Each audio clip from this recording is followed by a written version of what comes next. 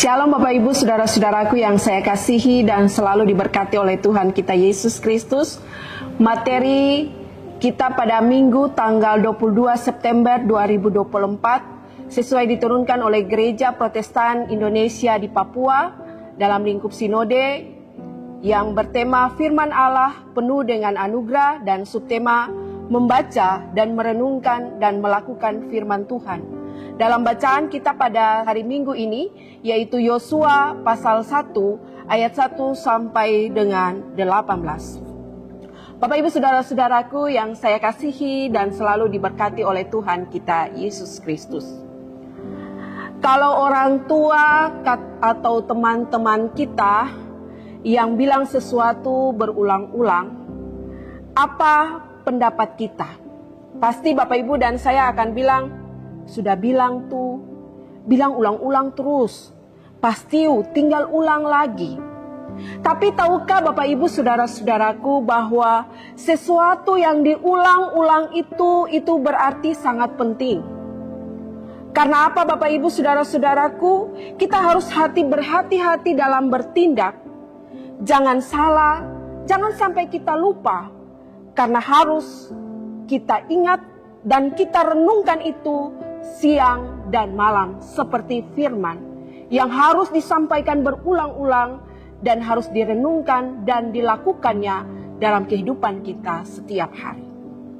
Bapak Ibu Saudara-saudaraku, hal inilah yang terdapat juga dalam firman Tuhan kita pada saat ini. Ada satu kalimat, kuatkanlah dan teguhkanlah hatimu. Kalimat ini terdapat dalam ayat 6, 7, 9, dan 18. Mengapa ayat ini disampaikan berulang kali kepada Yosua? Karena Allah tahu bahwa Yosua berada dalam ketakutan, kebimbangan, dan kekhawatiran. Kenapa Yosua ada dalam kebimbangan dan kekhawatiran? Karena pada saat itu Musa baru saja mati atau meninggal.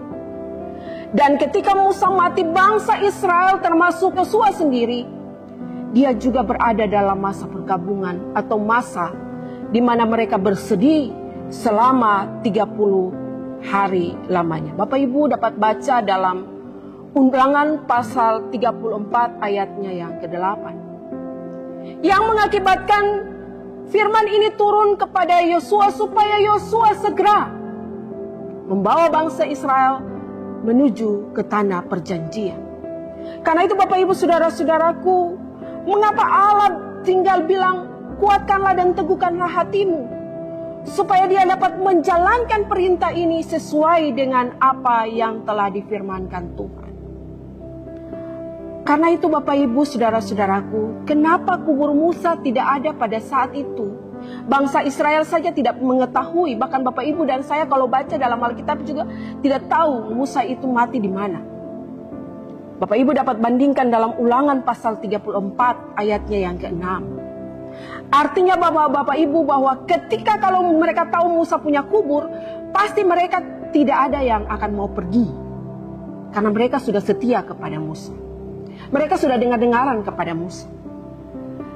Tetapi Tuhan berfirman kepada Yosua supaya Yosua segera. Karena itu kubur Musa tidak ada sampai sekarang ini. Nah Bapak Ibu Saudara-saudaraku, dalam bacaan firman Tuhan kita pada saat ini ayat 1 dan 2, Yosua diperintahkan oleh Allah untuk melanjutkan tongkat estafet ini. Yosua itu siapa? Yosua ini dia lahir di Mesir. Dia adalah keturunan Efraim. Dia adalah abdi Musa. Abdi Musa ini artinya adalah asisten atau pembantu.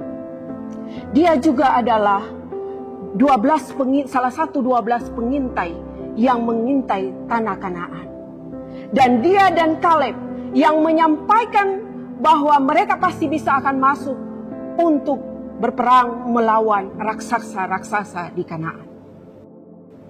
Nah Bapak Ibu Saudara-saudaraku yang saya kasihi dan selalu diberkati oleh Tuhan kita Yesus Kristus.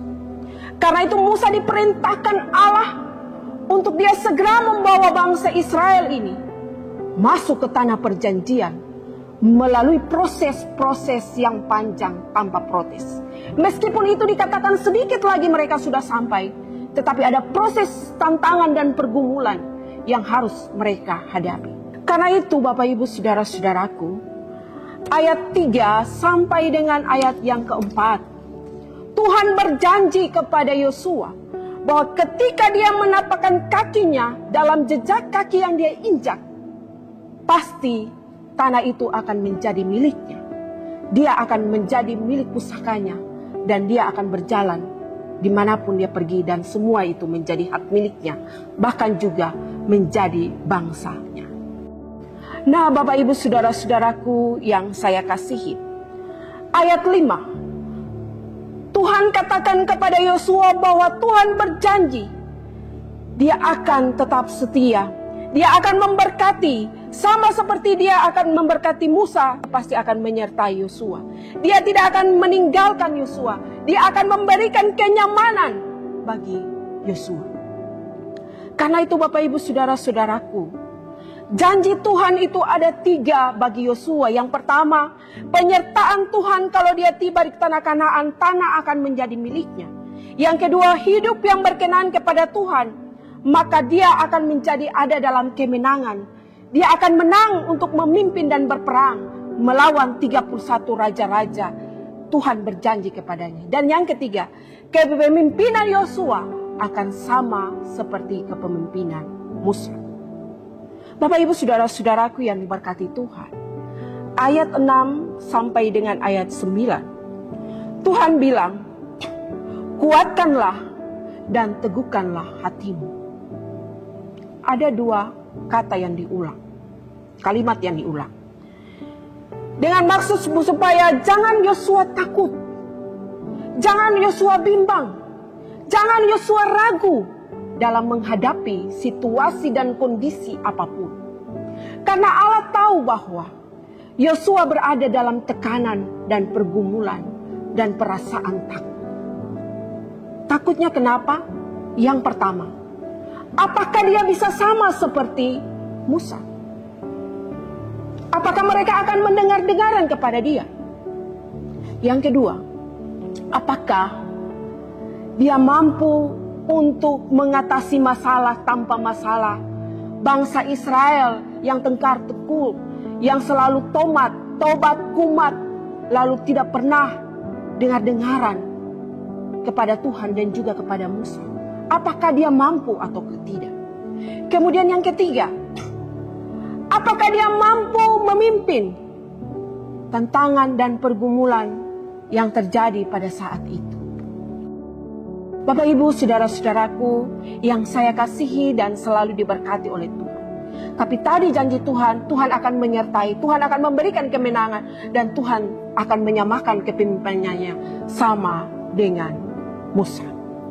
Lalu Bapak Ibu Saudara-saudaraku yang diberkati Tuhan, ayat 6 sampai 9 ini Tuhan bilang, dia harus kuat dalam menghadapi semua persoalan hidup. Dan kemenangan dan penyertaannya sudah ada di tangannya. Dan semua itu, dia harus pegang Taurat Tuhan, mengimani siang dan malam.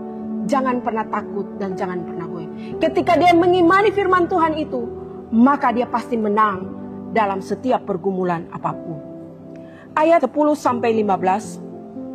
Ketika Yosua mendengar apa yang diperintahkan Tuhan kepadanya, dia taat akan firman itu dan dia melakukannya.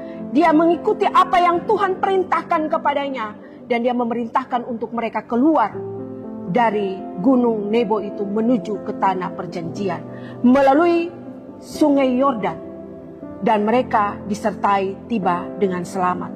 Meskipun peperangan ada di depannya, tetapi Allah selalu dan senantiasa memberkati mereka sampai masuk ke tanah perjanjian. Ayat 18 itu hendak mengingatkan kepada Bapak Ibu Saudara dan saya bahwa kalau mereka tidak dengar-dengaran, pasti mereka akan dihukum mati. Apa pesan firman Tuhan kita pada saat ini? Yang pertama, bahwa sesuatu yang dibilang berulang-ulang kali itu sangat penting dan sangat berarti dan sangat bermanfaat bagi Bapak Ibu Saudara dan saya. Jangan pernah bosan untuk sesuatu hal yang diulang-ulang. Yang kedua, penyertaan Tuhan, janji Tuhan tepat pada waktunya. Di tengah-tengah situasi dan pergumulan apapun yang Bapak Ibu dan saya alami, janji Tuhan selalu ada. Dia akan selalu memberikan kenyamanan. Dia akan selalu memberkati Bapak Ibu. Jikalau di hari ini Bapak Ibu punya pergumulan, masalah, beban hidup, apapun yang dikhawatirkan, kuatkanlah dan teguhkanlah hatimu. Tetaplah bersandar pada firman Tuhan. Karena firman itu harus kita baca dan renungkan itu siang dan malam. Maka kita akan selalu dijanjikan berkat, kasih, anugerah, dan penyertaan Tuhan. Bahkan juga kenyamanan dalam kehidupan kita setiap hari. Tuhan Yesus memberkati kita semua. Amin.